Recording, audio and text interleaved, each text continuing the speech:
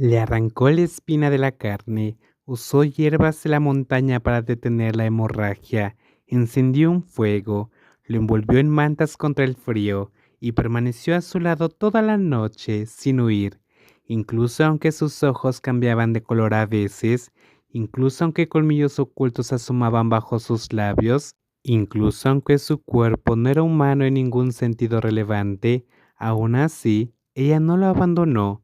Cuando Li Kao abrió los ojos de nuevo, lo primero que vio no fue el cielo sagrado sobre las nubes, ni a los de su propia especie, ni la luna roja que siempre había conocido. Fue una mujer humana dormida junto al fuego, con una mano aún aferrada al borde de su vendaje, como si temiera que, si lo soltaba, el desconocido herido frente a ella desapareciera con el amanecer. Él nunca había entendido cómo criaturas tan frágiles como los humanos habían logrado sobrevivir a ese mundo, hasta que vio el calor en sus manos, hasta que vio la misericordia sin condiciones, hasta que comprendió que el verdadero coraje tal vez no estaba en matar, sino en elegir proteger, incluso con miedo. Un día se convirtió en varios y cuidar del herido se transformó en conversación. La sospecha se convirtió en familiaridad.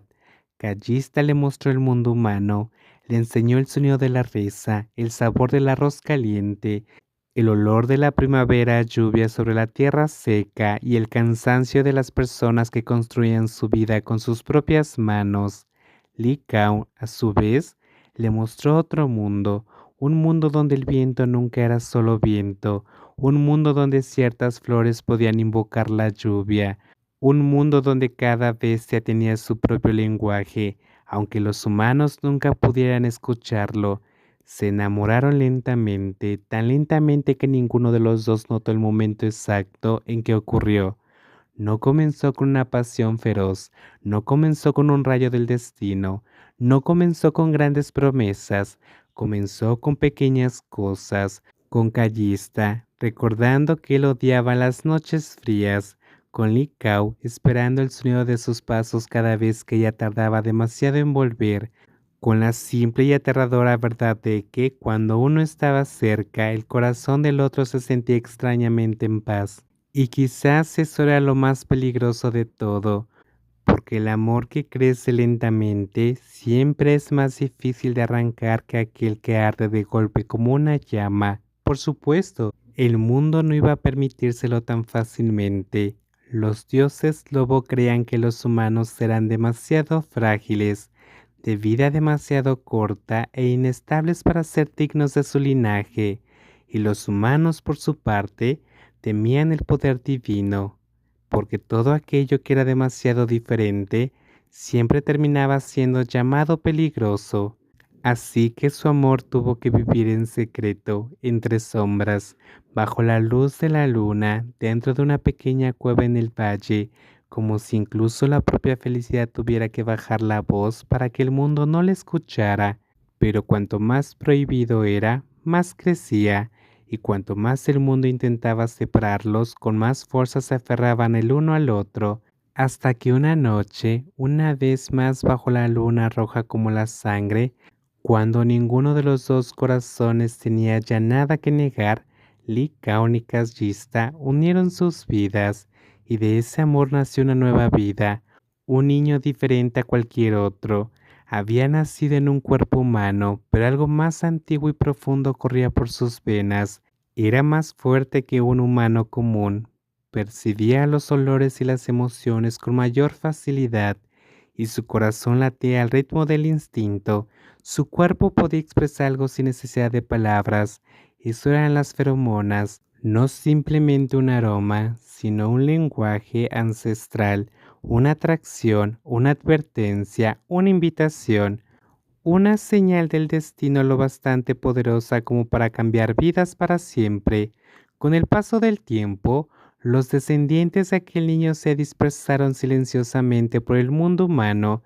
Algunos linajes conservaron la fuerza de esa sangre, otros se debilitaron, algunos parecían completamente humanos, tan normales que nadie sospecharía jamás de ellos, y otros nacían con las marcas de la sangre divina escritas por todo su ser. Y al final, aquel linaje se dividió en tres tipos. Los primeros eran los alfas. Ellos heredaron por completo el instinto del líder de la manada, fuertes, decididos, nacidos para mandar, proteger y poseer. Eran el tipo de personas ante las que los demás se apartaban inconscientemente en medio de una multitud. El deseo ardía con más intensidad dentro de ellos, y una sola mordida podía unir la vida de otra persona a la suya para siempre. Los segundos eran los betas, los más cercanos a los humanos comunes. Eran como un puente entre el viejo mundo y el nuevo.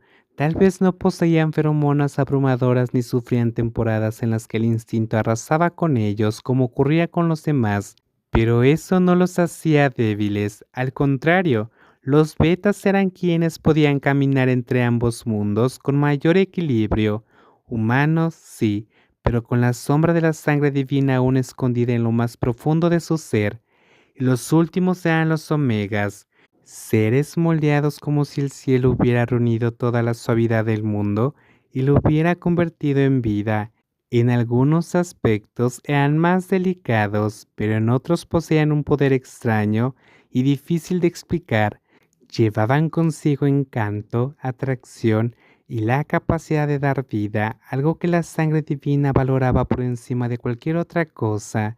Y por eso los omegas eran tan protegidos como deseados, admirados y oprimidos al mismo tiempo, como flores que todo el mundo quería poseer, pero a las que nadie se detenía a preguntar dónde deseaban florecer realmente. Desde entonces, el mundo humano jamás volvió a ser el mismo. La sangre de Lee Kaun se extendió por cada era, cada ciudad y cada linaje familiar.